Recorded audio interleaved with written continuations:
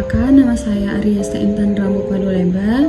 Biasa dipanggil Intan. Saya dari Prodi Teknologi Elektromedis Universitas Sanata Dharma Yogyakarta. NIM saya 241313027. Di video kali ini saya akan membahas hardware pada komputer. Tapi di video ini saya lebih fokus membahas hardware bagian CPU saja. Oleh karena itu, tanpa basa-basi terlalu lama, langsung aja ke pembahasannya. Sebelum kita mengenal CPU lebih lanjut dan apa saja yang ada dalam CPU, kita harus tahu dulu apa itu hardware. Nah, hardware atau perangkat keras adalah setiap elemen komputer yang bersifat fisik, seperti monitor, keyboard, dan berbagai komponen lainnya. Hardware dapat dikategorikan menjadi komponen internal dan juga eksternal, di mana komponen internal itu diperlukan agar komputer dapat berfungsi dengan baik ketika dioperasikan. Sementara komponen eksternal atau yang biasa disebut perangkat periferal itu dipasangkan ke komputer untuk menambah dan meningkatkan fungsionalitas komputer. Nah, fungsi utama dari perangkat keras komputer adalah untuk memberikan dukungan kepada fungsi utama komputer seperti input, pemrosesan, output, penyimpanan sekunder, dan juga komunikasi. Nah, itu dia sedikit penjelasan tentang hardware serta fungsinya. Sekarang kita masuk ke penjelasan mengenai CPU. CPU adalah otak komputer yang bertugas untuk memproses dan mengeksekusi instruksi digital dari berbagai program. Pada CPU terdapat komponen-komponen. Yang pertama adalah casing.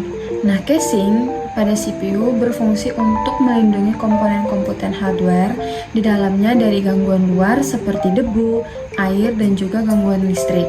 Nah, casing juga berfungsi untuk merapikan susunan hardware yang akan dirakit menjadi sebuah komputer. Lalu yang kedua adalah motherboard.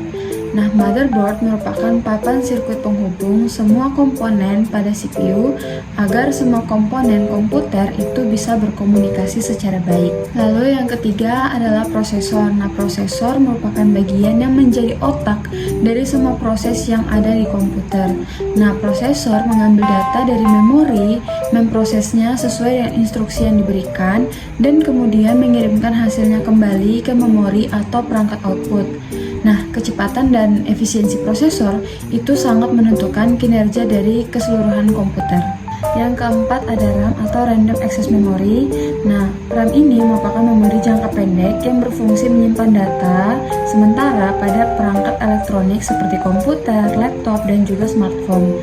Nah, RAM memiliki beberapa fungsi, diantaranya untuk menyimpan data program aplikasi yang sedang digunakan, membantu prosesor dalam menjalankan aplikasi dan membuka file, serta mempercepat pemrosesan data. Yang kelima ada VGA atau Video Graphic Array yang berfungsi untuk mengelola data grafis dan menampilkannya ke monitor. Nah, fungsinya itu menampilkan visual berkualitas tinggi seperti tingkat ketajaman, kehalusan, dan realisme. Terus dia juga bisa menerjemahkan data grafis komputer ke layar monitor, serta mendukung desain grafis atau desain 3D, serta mendukung tampilan foto dan video secara detail. Yang keenam ada hard disk. Nah, hard disk ini berfungsi sebagai tempat penyimpanan data. Lalu yang ketujuh adalah sound card. Nah, sound card ini berfungsi untuk mengolah data audio dari luar ke dalam komputer. Lalu yang kedelapan ada optical disk drive yang berfungsi untuk membaca atau menulis CD maupun DVD.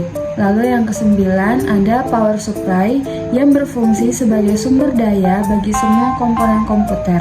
Nah, jika power supply ini tidak menyala, maka dipastikan bahwa komponen yang lainnya juga tidak akan berfungsi. Lalu yang terakhir ada kipas prosesor. Nah, kipas ini akan berputar dan menghasilkan angin untuk mendinginkan komponen-komponen yang ada agar tidak terganggu atau mati secara tiba-tiba karena panas.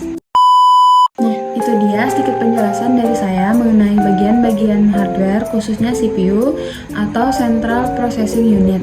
Kiranya melalui video penjelasan saya tadi itu bisa bermanfaat bagi kita semua, dan saya mohon maaf apabila dalam penjelasan saya ada yang kurang tepat atau salah dalam penyampaian kalimat saya.